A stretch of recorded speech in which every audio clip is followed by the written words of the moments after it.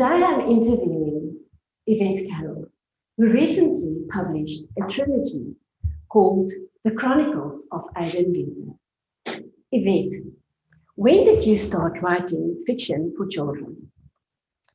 I started out writing fiction for children as a 17-year-old.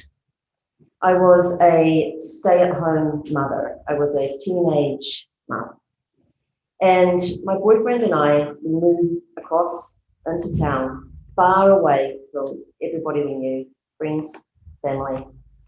And we moved into this dingy, squalid apartment block. We were poor, really poor. We were living on my boyfriend's wages. He was an apprentice. I think he got around $180 a week. And we had to make that last. And we had nothing. We had no stereo, no TV. We had the furniture that came with the flat, which was as old and dirty and disgusting as the flat was. This was the days before the internet, so we had no mobile phones, no computers. We were truly and utterly isolated.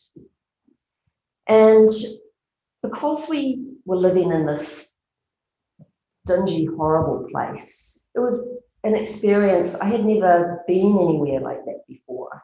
And there were strange people hanging out in the corridors and cockroaches in the cupboards.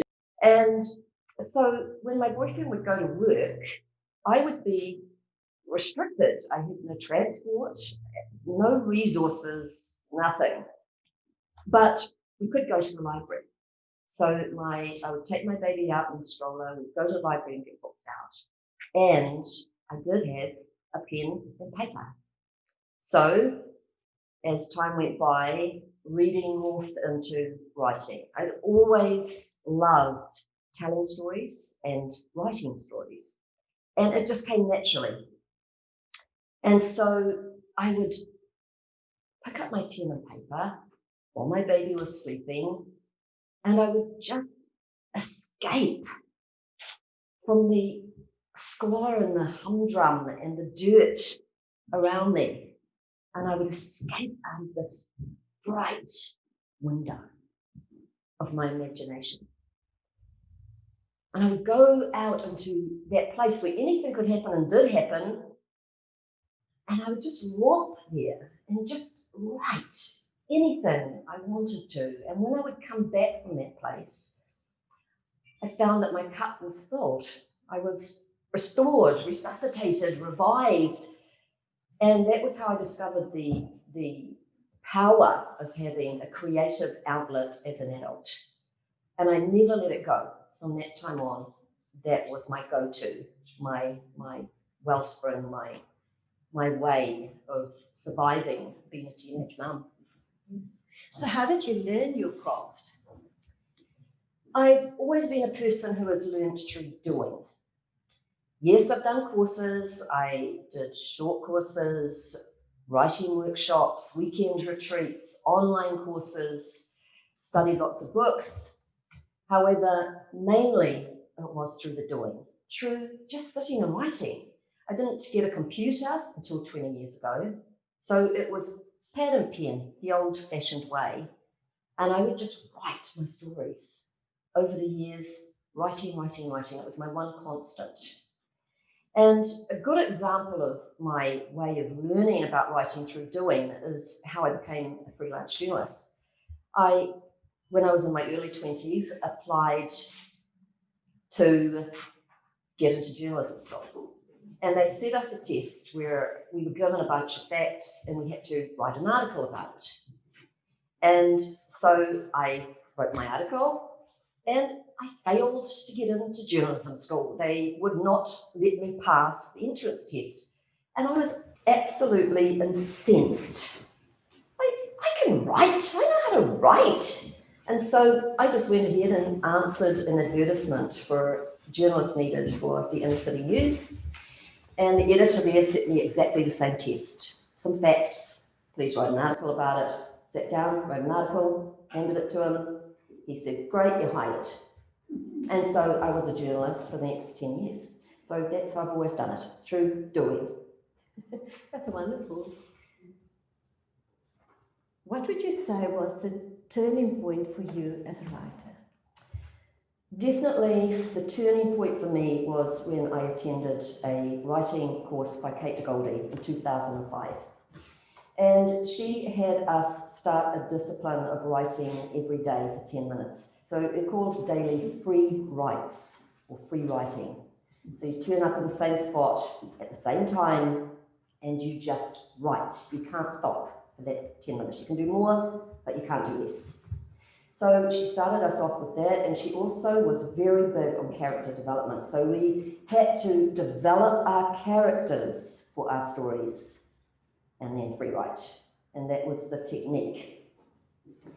And part of that course was we were allowed to show Kate one of our manuscripts that we were working on. And I, at the time, was writing picture books and illustrating them. And my yen, even then, was for insects. So I took a story which was called Free Wally, which was about a weta, which is a New Zealand insect. And so I showed her the manuscript, and she looked at it, and she said, my advice to you is choose one or the other, either writing or illustrating, and focus on it. So it was a no-brainer. I didn't even think about it at all. I just knew it was writing because that had been such a constant. So I chose writing, and when I went home from that weekend and would do my free writes, I was writing what ended up being my trilogy. Wonderful. So you just released the Chronicles of Aden Weaver. What inspired you to write this series?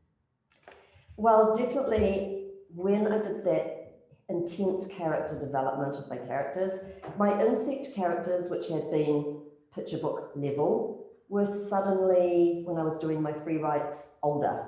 So they were suddenly 10, 11. And I found my genre through doing that. It was just an instant fit. I'd never tried writing middle grade fiction before that. It just happened. I slotted into it and it just felt so right. And so that has been my genre ever since. And I found, when I left that course, my children were very young. So my two youngest were 3 and a babe in arms. And so I had to fit my writing in around their schedule. So I'd get up early in the morning, go to bed late at night, so I could do my free writing. And I was just, every time I picked up the pen, it was the same story continuing. And it was just this epic adventure. And at the time, my sisters and my nieces and I all used to gather together every week for what we called Auntie's Lunch. And we would have a big spread of food and we would talk. So I was telling them, and this was in the very early stages, so it would have been in 2005. And I was telling them about the story that I was writing, or it was writing me, but it was happening. And my niece, who was part Māori, said to me, well, that sounds like the myth of Or'in of Tane. And I said, well, I had never heard of that myth, so tell me the myth. And she told us the myth as her nanny had told it to them for their bedtime stories. And when we checked it through the University of Auckland, it was indeed more or less verbatim, it was the actual retelling of the myth. So once I felt that I had that mythological base to my story, that gave it the foundation. And from then on, I felt like my story had legs. We were going somewhere together. And so with that mythological source inspiring me, that was for the next 5 years. It took me until 2010 to write the rough draft of that story, which ended up being 300,000 word epic. And so I had to cut that into 3 and then spent the next 10 years making each of those books a standalone. So where can we buy your trilogy? Well, you can buy it on the new site which we've just started up, which is a site purely for kids writers who are indies in New Zealand, which is Kiwi Kids Read kiwibooks.co.nz, or you can buy it on Amazon. Thank you very much.